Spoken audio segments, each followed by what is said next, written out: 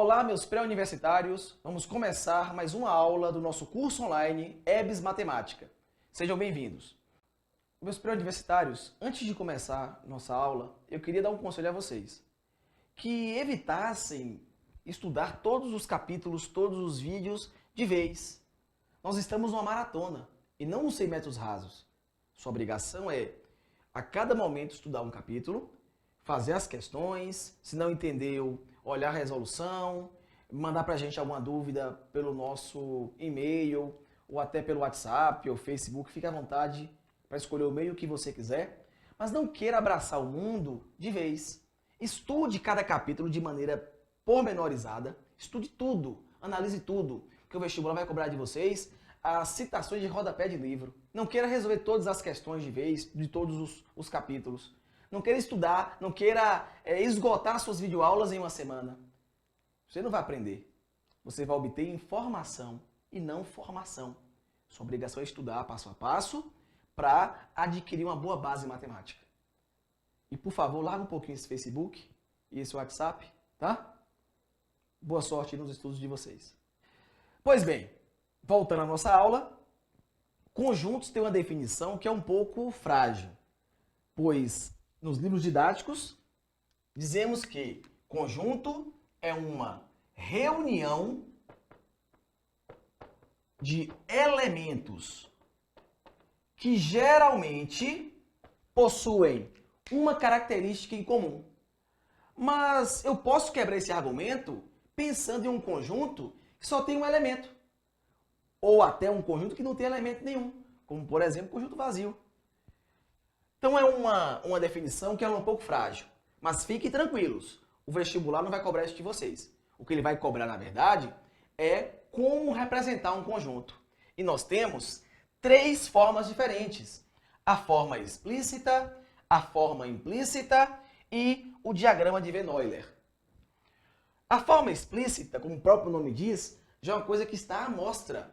Ou seja, os elementos já estarão listados no nosso conjunto. Então, vou colocar aqui para vocês. Na explícita, os elementos estão listados. Exemplo, conjunto A. Domingo, segunda, terça, até sábado. Já na forma implícita, nós devemos fazer uma análise.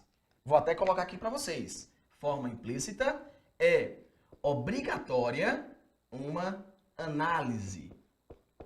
Por exemplo, conjunto A, dias da semana.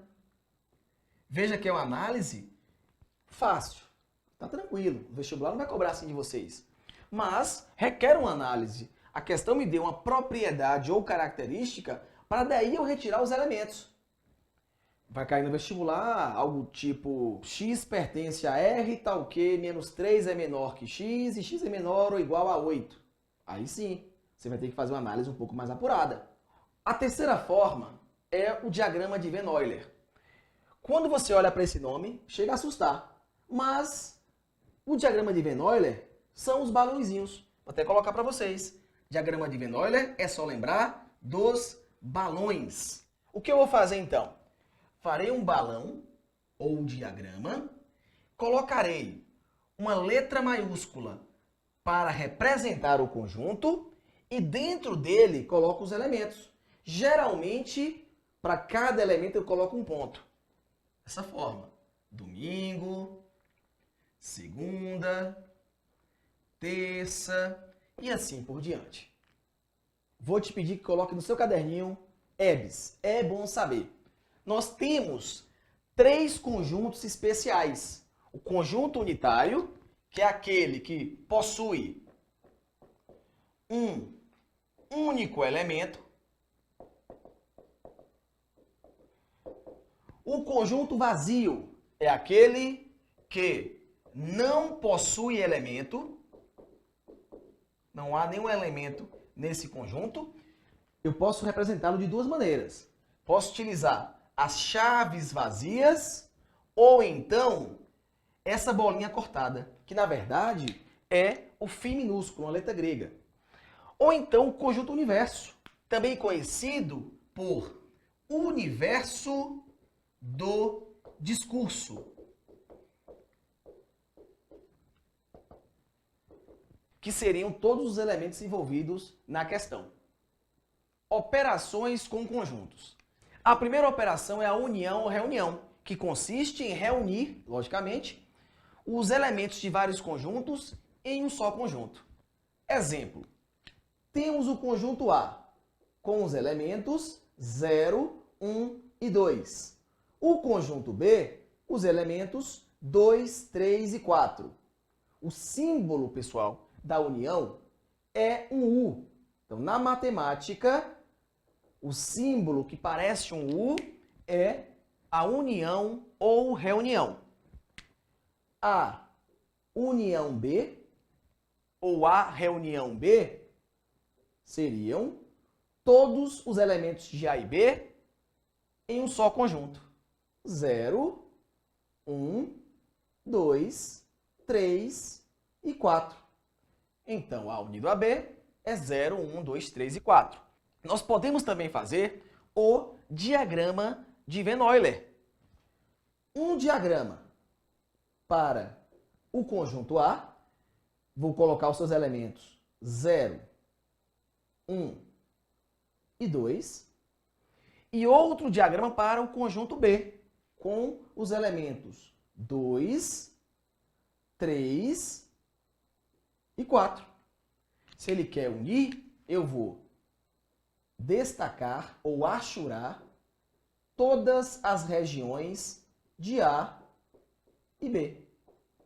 Então, todos os elementos de A e B formam a operação união ou reunião. A segunda operação envolvendo conjuntos é a interseção ou intersecção, que consiste na busca dos elementos em comum. Por exemplo, o conjunto A, 0, 1 e 2, e o conjunto B, 2, 3 e 4. Eu quero a operação A interseção B. Veja que o U voltado para baixo é o símbolo de interseção. Interseção é o que há em comum. Olhando para os dois conjuntos, percebemos que a interseção é o número 2. Logo, a interseção B ou A inter B é o elemento 2. Eu poderia colocar também no diagrama. O diagrama que representa o conjunto A e os seus elementos 0, 1 e 2. O diagrama que vai representar o conjunto B com os elementos 2, 3 e 4. E a nossa obrigação é observar que elemento faz parte dos dois conjuntos ao mesmo tempo. Veja que o 2 está nessa região que pertence tanto a A quanto a B. Logo, é a interseção de A e B. A terceira operação é a diferença. Diferença, anote aí, pessoal. Diferença é o que há de exclusivo no primeiro conjunto. Por exemplo, o conjunto A possui os elementos 0, 1 e 2, e o conjunto B possui os elementos 2, 3 e 4. E a questão te pede A menos B. Observe que o primeiro conjunto é o A. Eu devo selecionar os elementos exclusivos de A. Olhando para A, eu vejo que o 0 e o 1 são elementos exclusivos dele. Então, A menos B é 0 e 1. Se a questão modificar a posição dos conjuntos, ou seja, te pedir B menos a história se inverte. O que eu quero agora são os elementos exclusivos do conjunto B. Olhando para B, eu vejo que os elementos 3 e 4 pertencem a B exclusivamente. Logo, B menos A é formado por 3 e 4. Podemos fazer uma análise das duas operações em um diagrama apenas. Por exemplo, conjunto A, os elementos 0, 1 e 2, e o conjunto B, que possui, além do elemento 2, os elementos 3 e 4. Veja que 0 e 1 formam A menos B. Já 3 e 4 formam B menos A. A menos B, exclusividade de A. B menos A, exclusividade de B. Já a quarta operação envolvendo conjuntos é a chamada diferença simétrica. Eu posso representar essa operação através de uma fórmula, que seria a seguinte. A delta B é igual a menos B unido a B menos A. Então, seria a união das diferenças. O A menos B unido a B menos A. Daqui, eu posso também extrair uma outra fórmula. A delta B, ou seja, a diferença simétrica de A e B, pode ser a união de A e B menos a interseção de A e B. Eu vou reunir as exclusividades de A e de B. Exemplo, conjunto A, elementos 0, 1 e 2. Conjunto B, elementos 2, 3 e 4. E nós te pedimos o A delta B. A delta B eu posso utilizar, por exemplo, a primeira fórmula, que é A menos B unido a B menos A.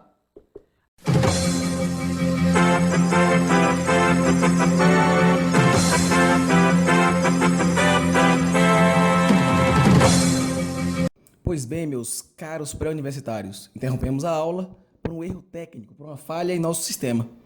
Mas vamos explicar esse exemplo para não ficar essa parte vazia.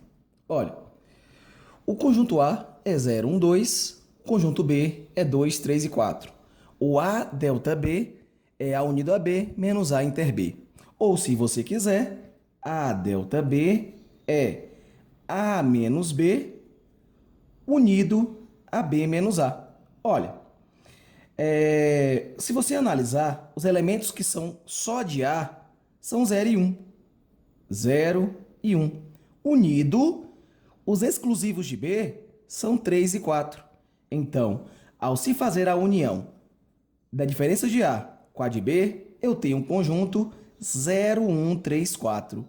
Observe que o conjunto A tem por elementos 0, 1 e 2, e o B, por sua vez, tem um 2, 3 e 4. E o que eu quero, pessoal, é fazer a união das diferenças. Então, A delta B é a união de A menos B com B menos A. Se precisarmos, voltaremos com mais informações para vocês. Um abraço e continue assistindo a aula.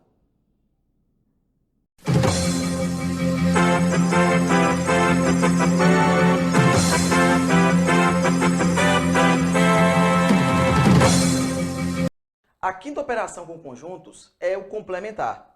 Guarde bem o conceito de complementar. Complementar é o que falta no conjunto de cima para ficar igual ao conjunto de baixo. Pois bem, nós temos aqui dois conjuntos. O conjunto A, com os elementos 0, 1 e 2, e o conjunto B, com os elementos menos 1, 0, 1, 2 e 3. A questão nos pede o complementar de A em B, ou seja, o que falta em A para ficar igual a B. Olhando para A, eu vejo que 0, 1 e 2 são elementos também de B. Para A ficar igual a B, eu devo complementá-lo com os elementos menos 1 e 3. Perceberam qual é a ideia? É o que falta para ficar igual ao maior conjunto. Daqui eu posso pensar na matemática um pouco mais teórica. O complementar de A em B é a diferença de B menos A. Agora existe uma condição.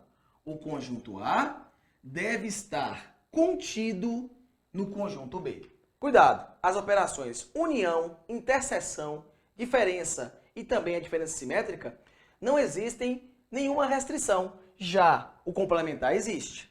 A condição é que o conjunto A esteja contido em B. Ou seja, não vai existir nenhum elemento de A que não esteja também no conjunto B. Eu posso também pensar no complementar utilizando o diagrama de Van-Euler.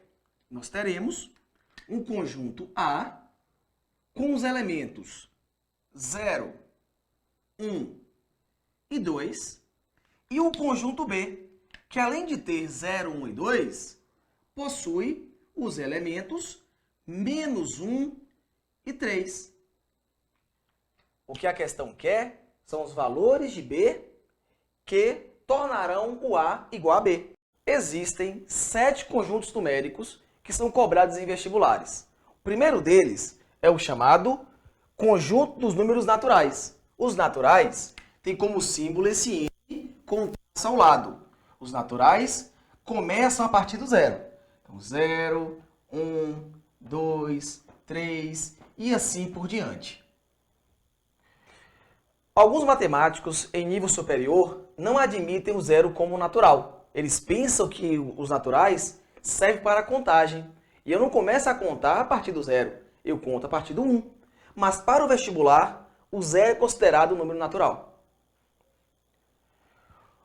O segundo conjunto numérico chama-se conjunto dos números inteiros e tem como símbolo o Z. Z relativo ao seu elemento central, que é o zero. Nós teremos o zero no meio e à direita os seus positivos e à esquerda os seus negativos. Temos 1, 2, 3, 4, 5, menos 1, menos 2, menos 3 e assim por diante. Então, os inteiros têm como elemento central o zero, à sua direita os positivos e à sua esquerda os negativos. Eu já posso começar a pensar aqui em alguns símbolos especiais. Coloque seu caderno, por favor, aí. É bom saber. Símbolos especiais. O primeiro deles, pessoal, é um asterisco. O asterisco é a exclusão do zero. Então, se eu encontro uma questão com um conjunto e ao seu lado um asterisco, é uma ordem matemática. Retire o zero. Por exemplo, N asterisco. Eu olho para os naturais e dele retiro o zero. N asterisco seria 1, 2, 3, 4 e assim por diante. Já o Z asterisco são os inteiros não nulos. Vou retirar dos inteiros o elemento zero. Teremos menos infinito, menos 3, menos 2, menos 1, 1, 2, 3 e mais infinito. O próximo símbolo especial é o mais. O mais é uma ordem para você excluir, então vamos fazer a exclusão dos negativos. Não existe lógica em N+, porque N já não tem números negativos. Mas o vestibular pode te cobrar Z+. Z+ são os inteiros não negativos. 0, 1, 2, 3 e assim por diante. Primeira conclusão. Z+ são os próprios naturais. Natural é igual a Z+.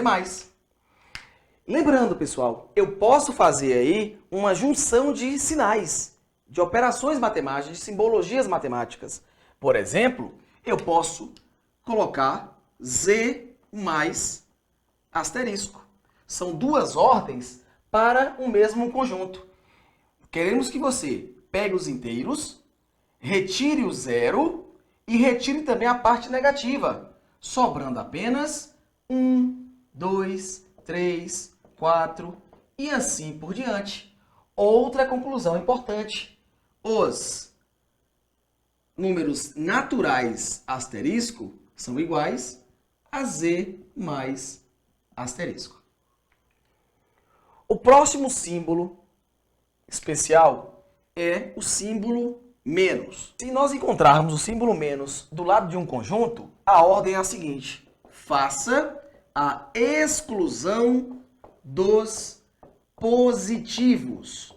Por exemplo, z menos ficará da seguinte forma: menos infinito, menos 3, menos 2, menos 1 e 0. E posso também colocar o menos e o asterisco juntos.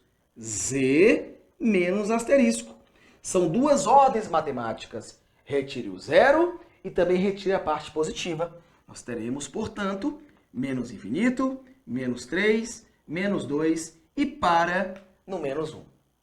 O terceiro conjunto numérico são os racionais.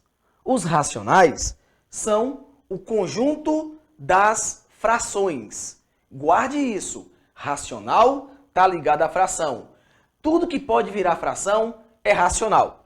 A sua forma de representação mais técnica seria a seguinte: os racionais são qualquer tipo de fração A sobre B, sendo o A um número pertencente aos inteiros e B pertencente aos inteiros asterisco. Não se esqueça, eu não vou admitir zero no denominador, pois vai gerar inexistência ou indeterminação. Vimos na aula de aritmética isso. Mas para o vestibular é complicado trabalhar com essa notação. Vamos simplificar para vocês. Quem seriam os racionais? Os números inteiros, todo inteiro é racional. As frações, toda fração é racional. Os números decimais e as dízimas periódicas. Os racionais são formados pelos inteiros, frações, decimais e dízimas periódicas. Neste capítulo 7, nós vamos dar ênfase aos 5 primeiros conjuntos. Os imaginários e complexos iremos ver posteriormente no capítulo de números complexos. O quarto conjunto numérico são os irracionais. Os irracionais possuem 3 símbolos diferentes. Você pode encontrar no vestibular R menos Q, I ou Q'. São 3 símbolos diferentes. R menos Q, I e Q'. O que seriam os irracionais? São os números que não podem se tornar frações. E só tem um tipo de elemento que vai ocorrer isso. São as chamadas dízimas não periódicas. Então, os irracionais são formados pelas dízimas não periódicas. Faremos questões e vocês vão poder observar lá na nossa resolução de questões. O quinto conjunto numérico são os reais. Os reais seriam a união dos racionais com os irracionais. Tudo que eu falei até agora, você pode ter como real. Eu posso colocar isso em diagrama. Começaria pelo conjunto dos números naturais. Não esqueça que os inteiros são os naturais e mais alguma coisa. No caso, a parte negativa. Posteriormente, vem a surgir o conjunto dos números racionais. Então, os racionais são os inteiros e mais alguma coisa. Surge, posteriormente, um conjunto que não é racional. São os irracionais. Portanto, fica fora dos racionais. E, englobando todos os elementos até agora listados, nós teremos o conjunto dos números reais.